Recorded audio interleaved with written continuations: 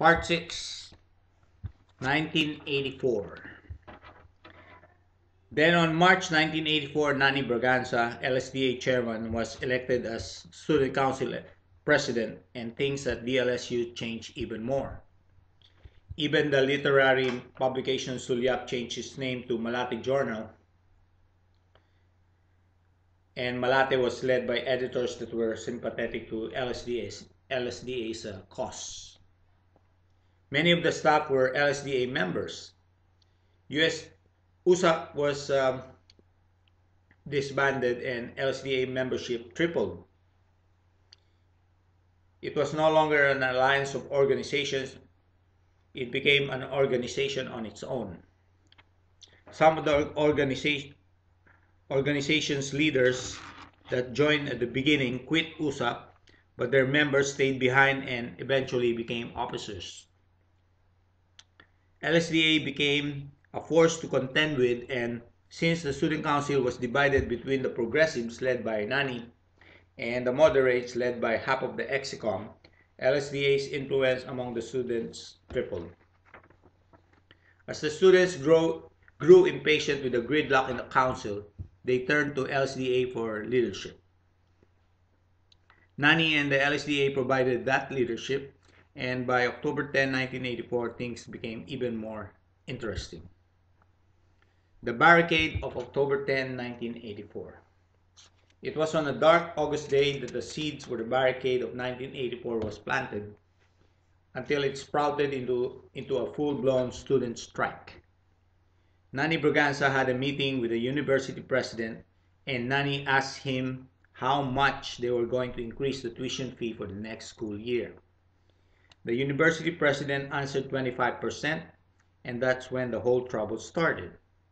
First, Nani talked to the student council. The moderate said that it was the right of the administration to increase tuition fees, but the allies of Nani disagreed. They said that the student council had to do something about these yearly tuition fee increases. In any case, the SC talks ended in deadlock. Nani then went to the LSDA and asked for their opinion. The LSDA membership voted for a barricade to force the admin to negotiate with the students as represented by Nani. Nani took this idea to the student council. Again, there was a disagreement and the student council was split.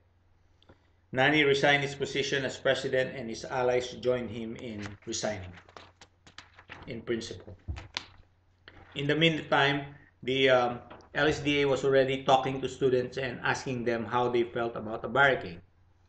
The students mostly did not want the tuition fees increase, but many were also scared about a barricade.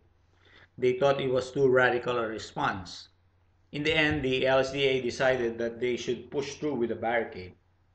To make a long story short, on October 10, 1984, about 300 students blocked the entrance gates to DLSU and shut down the university from 5 a.m. to 4 p.m. The administration, led by Vice President Villacorta, talked with LSDA representatives at a restaurant across the university called Burger Den. That's where the Chowking is right now. It was a long and difficult negotiation, but in the end, the students got what they wanted: a seat for all sectors in the multi-sectoral committee on tuition fees. So that's how we got that committee now. It did not drop from the sky. It was a result of a struggle.